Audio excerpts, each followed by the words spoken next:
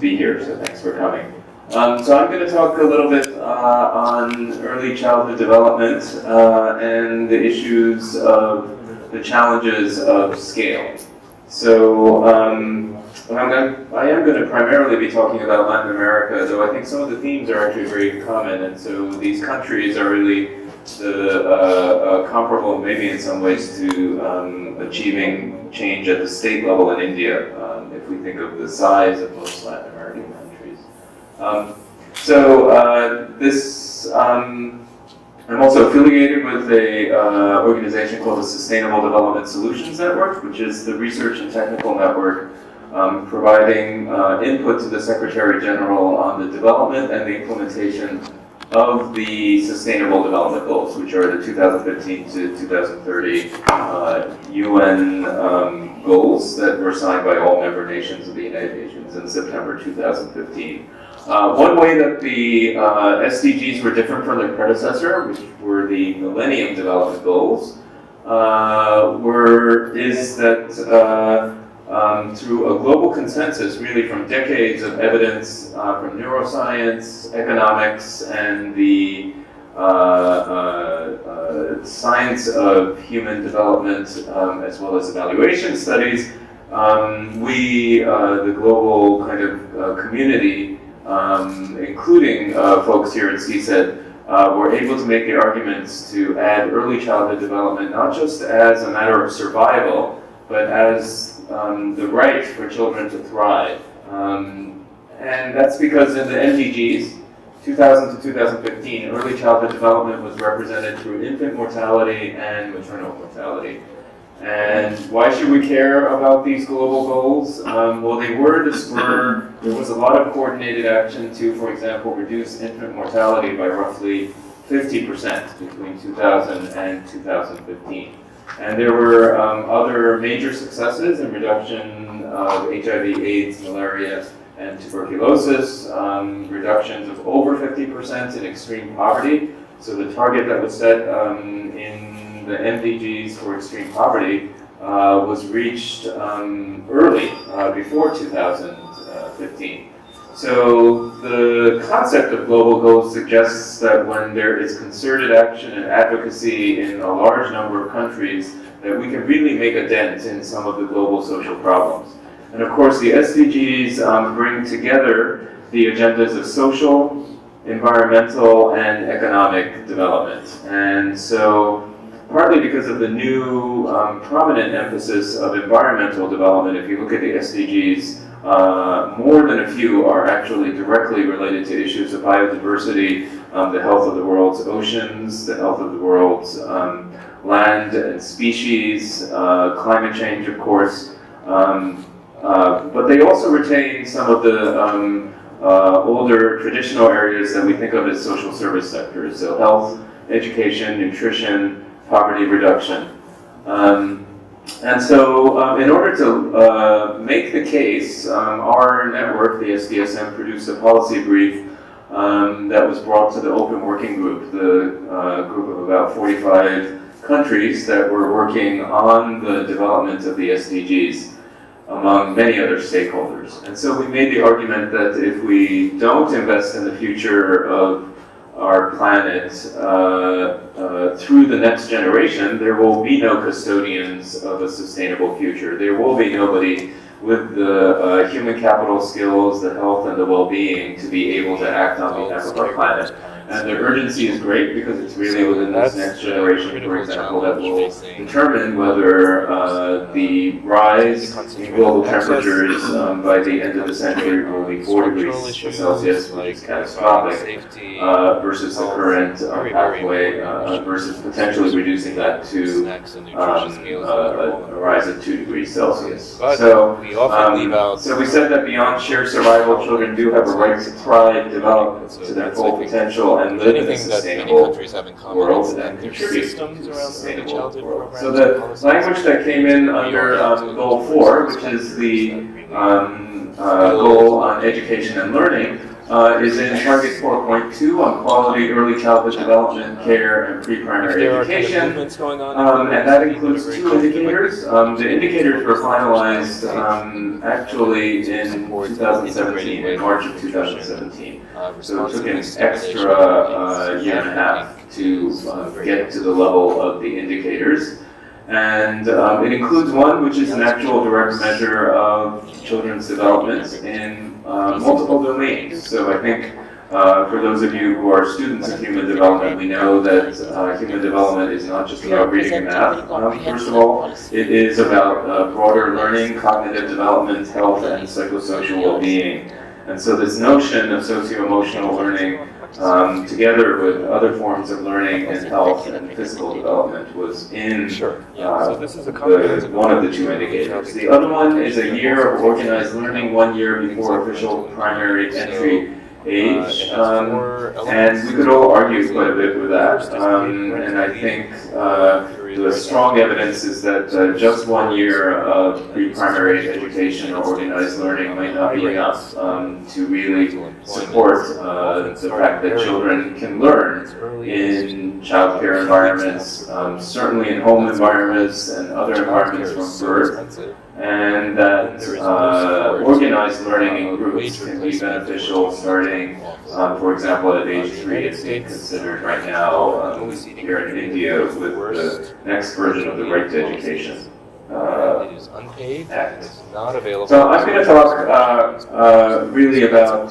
the fact that the SDGs, because they are universal, they're about all boys and girls. That means all boys and girls in every country. And the challenge is, how do we bring quality early childhood development services to national scale? And so I'm going to talk about 2 forms of scale, one of which is where a demonstration program, a single program model, goes to scale across an increasing number of geographic areas. So we could think of that as starting in, let's say, several districts within a state, and could we scale up a program across a state in India? The other is big to better, when we have a system that is already at scale and we want to try to improve its quality. So by, for example, if we were to raise the qualifications or the training approach for an entire workforce, like a community health worker workforce or a preschool education teacher workforce, or if we think about Anganwadi workers here in India. So I'm going to go through 4 examples, 2 each of these kinds of scale, from Peru, Chile, and Colombia. And if we think of the small to bigger form, I think as a researcher we would, we're sitting here in a university, we'd like to think of an evidence-based approach to bringing demonstration programs to scale. But we have relatively few successful examples of what we would say are evidence-based programs that have been proven on a small scale and then are brought to some form of large scale. So here there are lots of examples on this trip. I'm putting the examples just of the places we visited, which is just a tiny sample of the NGOs that are working on this, like Prof or the Center for Learning Resources, or the Kaivalya Education Foundation program. But a couple examples from Latin America. One is an exciting example of the first national scaling of really the most famous home visiting program in low and middle income countries, and this is now happening in the country of Peru. So we know that the first 1,000 days are critical, and that parents are really the critical primary caregivers during this time. And the evidence base of hundreds of program evaluations from around the world suggests that home visiting is a powerful strategy. And they can be supplemented by group meetings of parents, though I would say the literature on group meetings just by themselves of parents is quite a bit weaker than the one on home visits, which is kind of one-on-one home visitor. And the home visitor can be from a variety of workforces, And that's important to think about. So the recent Lancet series on early childhood development focused on this notion of delivery platforms. If you were to kind of put a home visiting program in an at-scale workforce, in some countries it might be the community health worker workforce. In some countries it may be an ECD-specific multi-sectoral workforce, like Angawadi workers. Or their helpers, and in some countries it might be within the social protection system, for example. In some other places it might even be within a early child care or daycare system. So what is this famous program? The most well-known program in home visiting, I would say it's famous for two reasons, one of which it was evaluated through the kind of rigorous impact evaluation method of a randomized experiment, and then it was followed up after 20 years to see how kids whose moms received home visiting versus those who did not compared as young adults. And so that's always exciting to see human development unfolding over such a long period of time from a 2-year intervention. This home visiting program focused on cognitive stimulation and responsiveness, responsive feeding, and an introduction of stimulating toys that were developmentally appropriate and rotated among households so that it kept the costs relatively low. This was conducted on a sample that was at risk for stunting in Kingston, Jamaica, by Sally Grantham McGregor and colleagues, and it was evaluated by researchers from the University of the West Indies. So, let's see. At the 20-year follow-up, there were really quite extraordinary effects. There were higher IQ among those kids at age 20, lower anxiety, lower depression, I forgot to put on here lower crime, so reduced crime, and higher earnings at age 20. So this has become a program that has started to be adapted, including here in India, with some CECED researchers being involved in evaluation, and I believe that N-line is just starting to be collected. So we'll find out within the next year what the short-term effects of the adaptation in India is. So has this been scaled up anywhere? In Peru, it is now being scaled up within the federal government and administered by the Ministry of Social Inclusion and Development for children 0 to 3. It's still a weekly home visit model, and it's targeted to the most disadvantaged rural areas of Peru. So these are areas with greater than 50% poverty and greater than 30% stunting. So it is also critically co-managed between government and communities. So communities have a role in the governance of the program. They engage in decision-making, monitoring of the operations. And right now it's reaching over 85,000 families, which is about 1/3 of the ultimate targeted population in Peru. And it employs stipended volunteers, somewhat like Angawadi workers. They're being paid at a rate that's about 42% of the minimum wage in Peru. So this comes out to a cost of about just under $500 per family per year. So here's a picture of a home visit with a family, and some of the materials that go into the curriculum, the sequence of weekly visits, some of the kinds of toys that you can see are locally produced. They're not Barbie, they're not Lego, and making materials out of recyclable local materials. So what's the workforce and training in Kunamas? What I think is impressive is that for a national scale-up, they retained the intensity and support for the coaching of the home visitors. So first of all, each home visitor comes from the community that they are working in. So these are generally community moms. There are 10 families per home visitor. And there's quite a robust in-service training, which means that coaching visits to the home visitors as they're doing their home visits, feedback being provided by coaches and the supervisors, the coaches, have a ratio of about 10 home visitors per supervisor. One thing to keep in mind is these are villages, so there is some travel involved between home visitors per supervisor.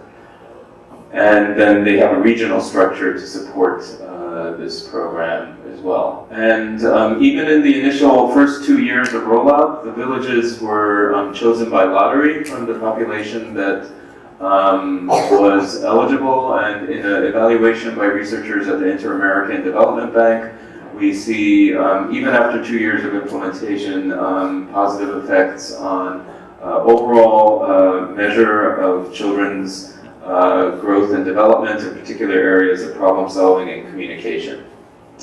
The parents also engaged more in play activities, there were more play material, not more play materials, there were more homemade toys in the home, there was less yelling and insulting, so lower levels of corporate punishment as well, and so this reduced the kind of harsh discipline which can sometimes be the norm in some rural communities around the world. So there are some positive hints here, and there's going to be further evaluation based on the second round of implementation, which is addressing certain issues like staff turnover and other challenges in the program, but it's quite promising. So a second one is to think of, again, these kind of coaching interventions now within the area of preschool, and think about ways that preschool teachers and their assistants could be brought together to work in a fairly self-directed way around quality improvement. This program addresses the kind of endemic problem in Latin America, which is that in public preschool systems, the levels of instructional quality and process quality and quality of teacher-child interactions when they're observed are really very, very low. And that's in countries like Chile, Ecuador, Colombia, Brazil, El Salvador. There have been studies by a whole variety of researchers showing that the levels of process quality are quite low. And I think that is also in keeping with the IECEI study here in India, 3 states in India. So it is a global problem when early childhood development involves a kind of marginalized and low-paid workforce with relatively low levels of training and very little in-service training. So this core program of Buen Comienzo, which means a good start, is a coaching program, a 2-year professional development program for teachers at the pre-K level and the kindergarten level, so teachers of 4-year-olds and 5-year-olds. And it promotes good quality teacher-child interactions. It has a primary focus on language outcomes and a secondary emphasis on socio-emotional, and it incorporates 12 one-month modules with each month including a workshop introducing strategies, and then 2 coaching sessions that include both modeling by the coach and then practice by the teacher with feedback from the coach. We did a large randomized controlled trial in Santiago of this first phase after a pilot phase, and although we found pretty good and moderate to large effects on classroom organization, instructional quality, and emotional climate, they were not strong enough to produce positive effects on child language outcomes, the core set of outcomes.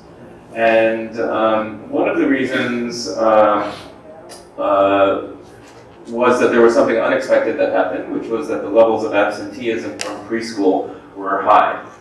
So the kids generally got about 75% of the intervention. And any particular day, about 25% of the kids were missing, absent. And then if you followed kids over time, and we did the first rigorous study of attendance in Chile in public preschools, so we went on 15 randomly selected days, and on average, kids had missed about a quarter of those 15 days. Before the experiment ended, we had the opportunity to scale up the program to another region. And before just thinking about transferring it just the way it was, our health director suggested that we employ a model for systems improvement that's been used in a lot of healthcare systems around the world. And this is an approach called, it's a little mouthful, continuous quality improvement with collaborative learning networks. The idea is that networks of 25 to 30 preschools get together and across levels. So these are assistant teachers, teachers, mentors, and regional ministry staff across at least 4 layers of the system. They get together in very democratic, horizontally facilitated groups every 3 months. And these groups, these meetings are called learning sessions. And during those and this kind of takes the place of a lot of the formal professional development. And what they do is they set the goals for a particular area of work that they decide together to work on for the next 3 months. And if they pick the language area, for example, they might set a goal, which is to build vocabulary, and they choose an indicator. They actually develop a metric themselves. So rather than having the external research people come in and tell them we're going to measure this thing that is an implementation indicator, they come up with the indicator themselves. So the action, this particular example, this network decided on in a learning session was to introduce 1 new vocabulary word per day and rotate different strategies for incorporating the new word. So the strategies might include putting it up on a word wall, taking it and emphasizing it, picking one from a storybook and using it in the storytelling time, building it into the morning routine or something like that. So then this network actually, the approach with continuous quality improvement is to create a metric that is sensitive to daily change in indicating progress towards this activity. And so this network decided to pick a variable, which was the proportion of children who use the new vocabulary word with prompting from the teacher or without prompting from the teacher. And so we would want to see over time, right, that more kids are using the vocabulary word without being prompted by the teacher kind of spontaneously. And so the blue line is the proportion of children in the classroom who use the word without assistance from an adult, and it is going up over time. The x-axis, each point here is 1 day. So this represents basically 3 months between learning sessions. And then the teachers come back and share each of their spreadsheets, and they talk about what worked in their classroom to achieve the change, or what barriers they ran into, and when did progress stop, or why did things not improve. And by then coming together in these groups of 25 to 30 schools, they share the strategies that work. Then they decide, do we want to set a new goal within vocabulary, or do we want to move to a new area like socio-emotional development, or do we want to keep working on this goal because they don't feel like they actually made their target?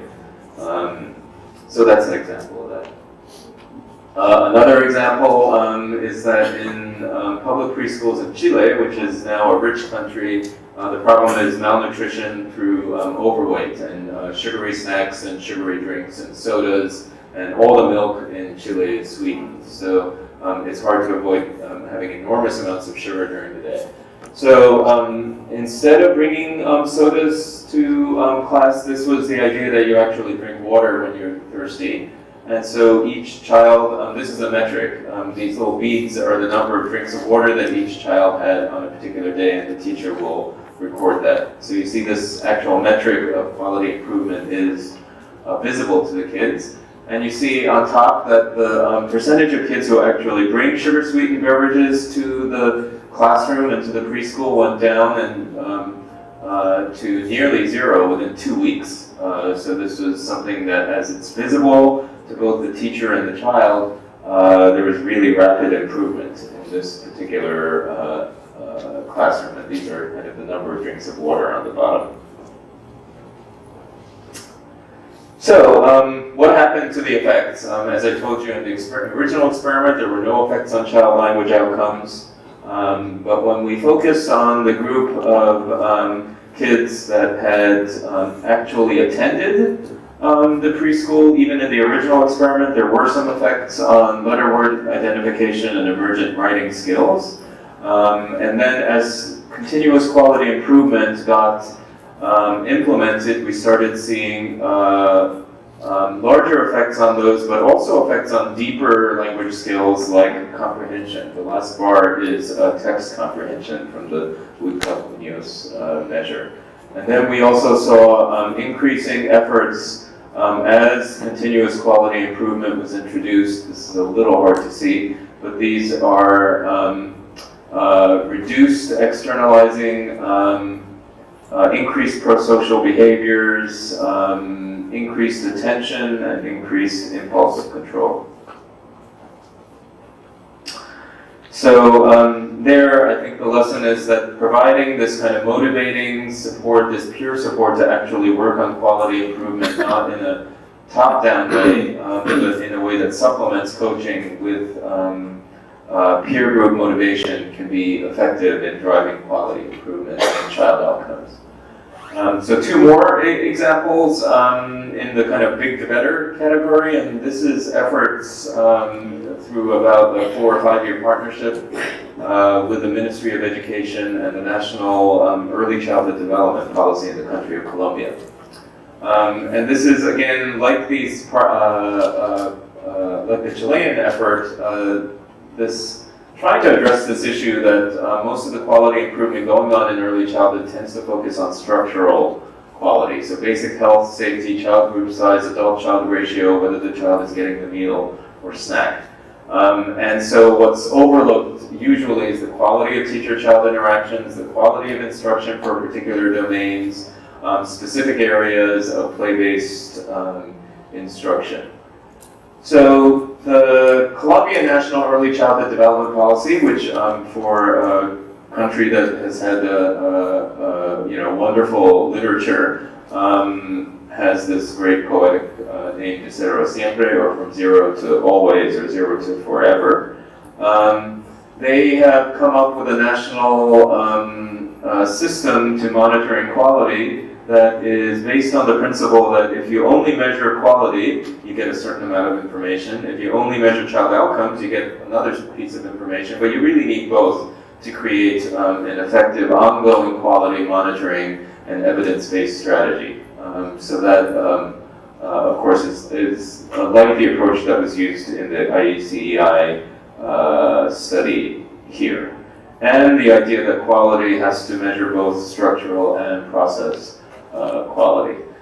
So this involves a lot of stakeholders, principally the Colombian National Policy Commission, the Intersectoral Commission for Early Childhood, the Ministry of Education, researchers at the leading university in Colombia, the Universidad de los Andes in Bogota, a global initiative to measure early learning and quality outcomes called MELCO, and then researchers, a group of us, Lynn Kagan, myself, Angie Ponguta, and then the Colombian Statistics Agency, which is ICFES. They run the National Standardized Achievement Tests, for example. And a major federal implementing agency, which is kind of like ICDS here. It's called ICBF, and they run a national program called Hogares Comunitarios, which is kind of like the ICDS of Colombia. It has been around since around at least 1980, so really a long time.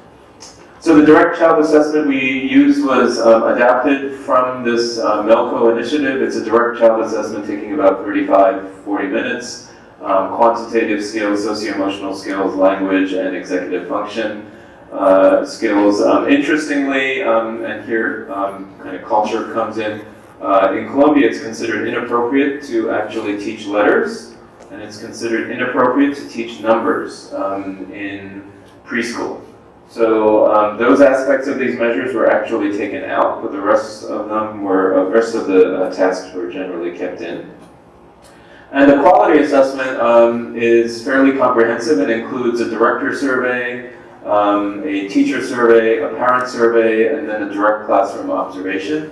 And the director survey, the teacher survey, the parent survey get at these aspects like professional development experiences, qualifications, inclusion, links to other services, and parent and community engagement, for example, from both the parent and the teacher perspectives. The observation is based on a full morning of sitting in the classroom and the professor from Universidad de los Andes, Carolina Maldonado, is now the expert for Latin America. Interactions and some item instruction like numeracy instruction, language instruction, arts expression instruction, song and movement, those kinds of things.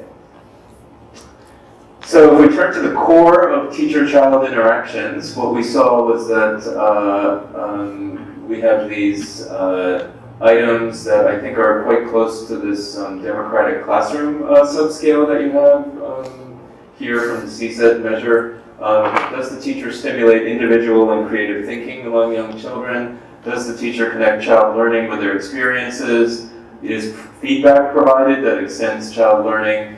Does the teacher interact with each child in an individual manner, encourage autonomy in the choice of activities, and plan the daily routine with a mix of activities, including exploration and play in both large and small groups? And this incorporates some of those things that we're really quite aware of, which is, the teachers who don't ask any questions, only kind of closed-ended questions with one-word answers, or the ones that really engage in elaborated conversation. So we worked with this team to do an initial pilot of about 30 centers that revised the instrument. Then a large pilot sample of about 101 centers, 200 classrooms, and 1,100 kids in this beautiful, we can't really tell, we're probably too far away, the picture's not that good, but it's actually a very beautiful part of Colombia where all the coffee is grown. So it's called Eje Cafetero, and Colombia is right in the middle of the country. And first, starting with some of the structural indicators, we found that additional years of early childhood education experience was associated with higher education, executive function, and language, to the point that if you had 10 additional years of EC experience, for example, you would have about a 3 and 4% increase in executive function and language.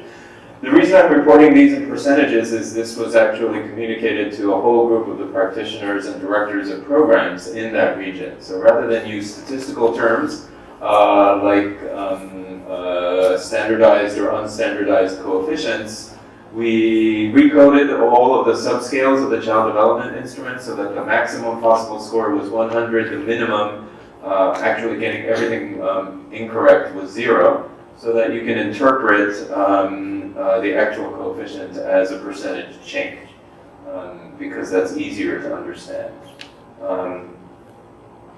Then with the pedagogical quality item, when this was presented by the Director of Early Childhood Education, first of all, she went through each of these items of the teacher-child interaction measure and actually explained what a 1, a 2, a 3, and a 4 was. Explained where the data showed that the mean was. So if the mean was between 2 and 3, she would say, well, 2 is this strategy and 3 is that strategy. So by the time we got to communicating the association of process quality with child outcomes, the audience of practitioners had understood what the difference was of a unit change in the quality measure. And so then this visual of these little arrows was showing, well, if you go from a 1 to a 2 or a 2 to a 3, that's associated with, this is hard to read, I think that's like about a 9% increase in socio-emotional skills and a 6% increase in executive function skills. So this is just to give a sense of how you have to kind of think about how to present data in a way that's comprehensible to practitioners and is interpreted so that a 1 unit increase is actually meaningful to a group of practitioners. And so it was a very successful presentation. The other thing we did was, like, I was not the person presenting it. It was the Director of Early Childhood Education, because it shouldn't be someone coming from another country kind of communicating these results to the local group. So the Director of Early Childhood Education, obviously the major collaborator in this research study, communicated this.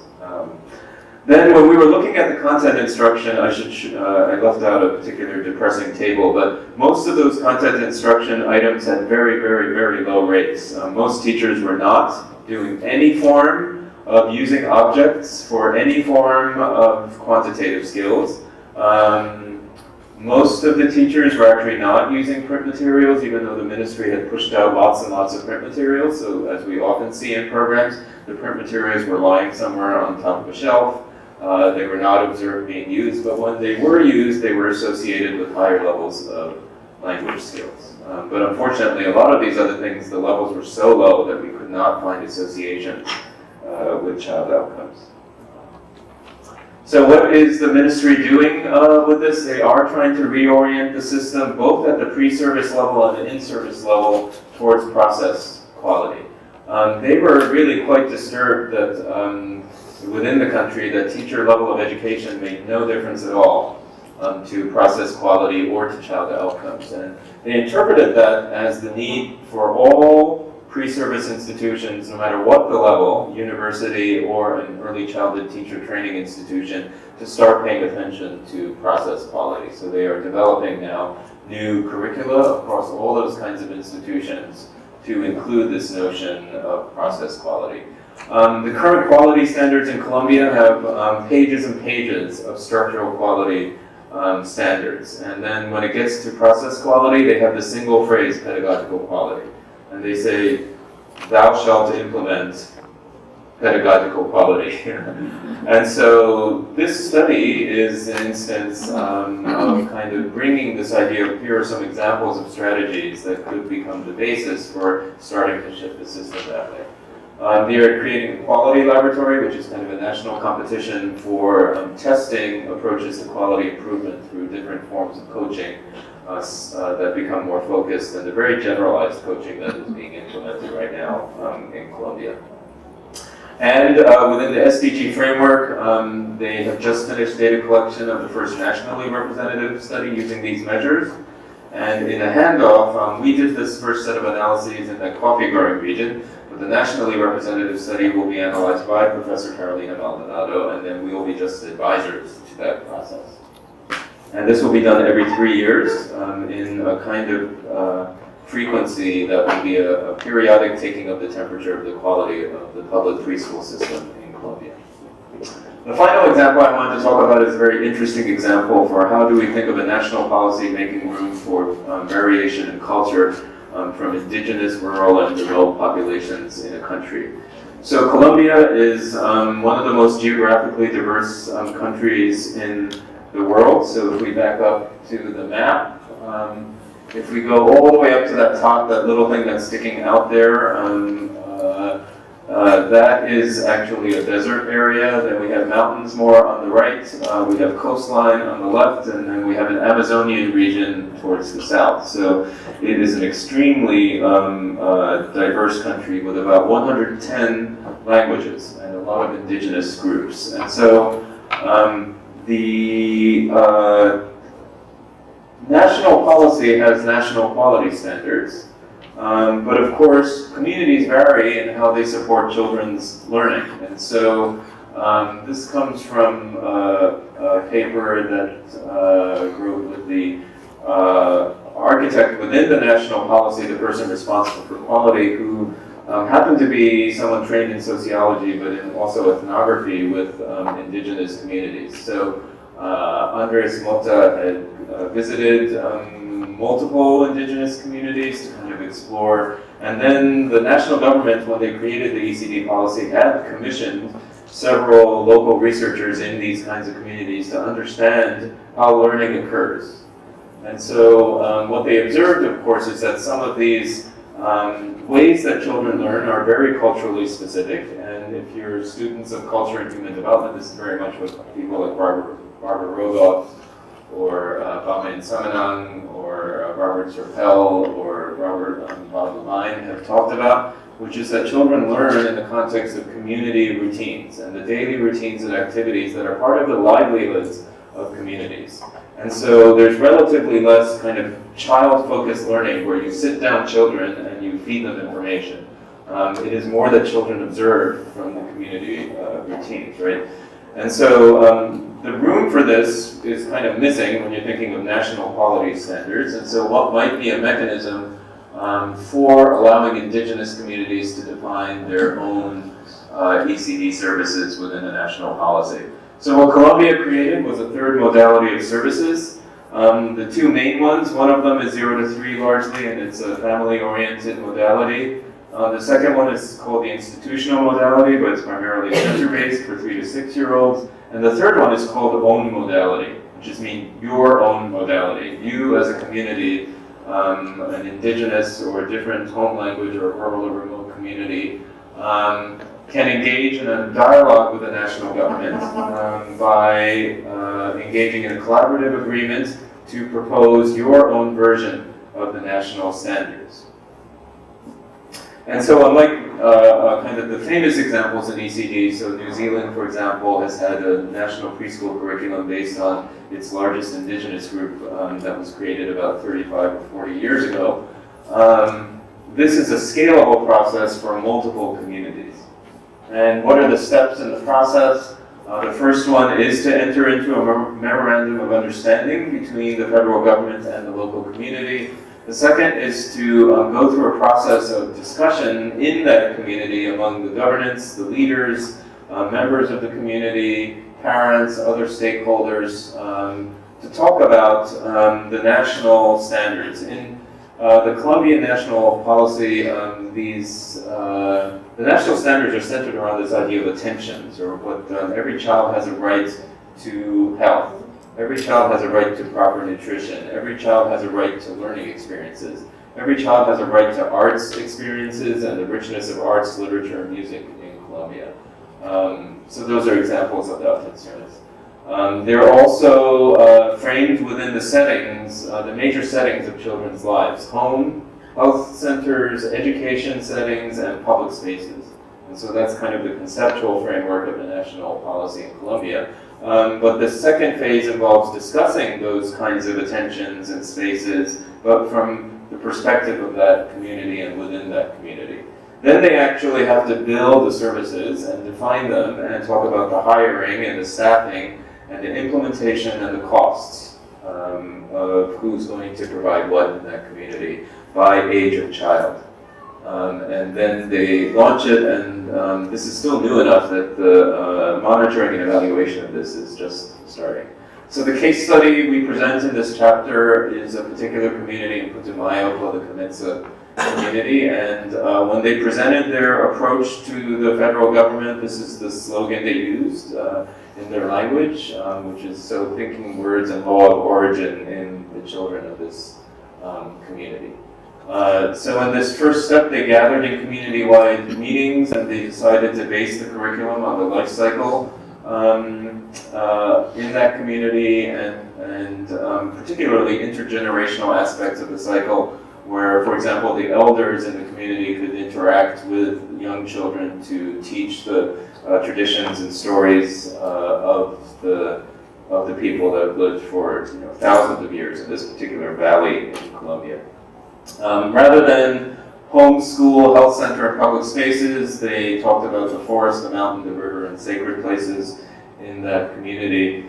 Another aspect of the national standards is that the preschool center should have interdisciplinary teams of, for example, pedagogical leader, a psychosocial support leader, a nutrition and health expert. So those are all required to be present as full-time staff within these very large centers that have actually about 200 to 300 children in them.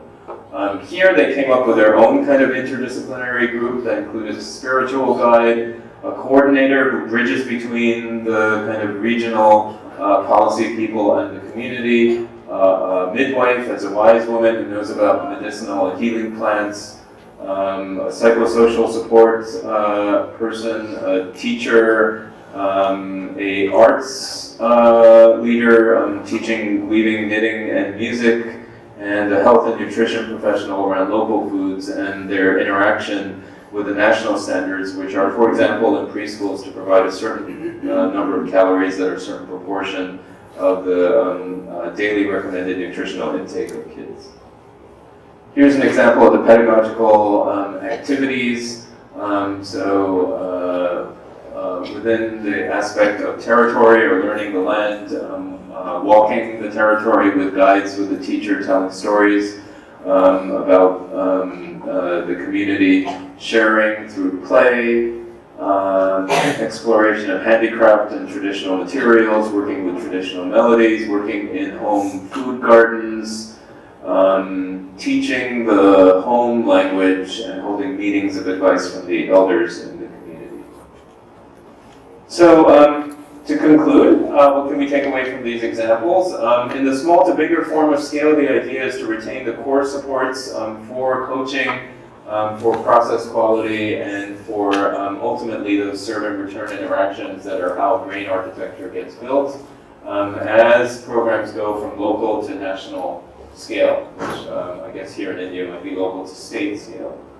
For the big to better scale, the idea of building national monitoring systems with quality measures that go beyond the usual supervisor checklists that only focus on structural quality or that involve visits to classrooms once or twice a year, but emphasize process quality and include the frequency of coaching where you can actually build a relationship and remember what your coach or mentor said the last time. And that usually means at least monthly kinds of coaching, but usually twice a month or more. ECD measures that go beyond caregiver report to direct child assessment in order to shift the system from structural quality to both process quality and learning. The encouragement of a variety of quality improvement initiatives, building capacity among researchers for, I would say, rigorous evaluation, psychometric methods, but also training in culture and human development. And finally, integrating these scalable mechanisms for input from multiple cultural communities. So thanks a lot. Lots of collaborators from Latin America here and from our center here at here in New York at the Global Ties for Children Center. Thanks a lot.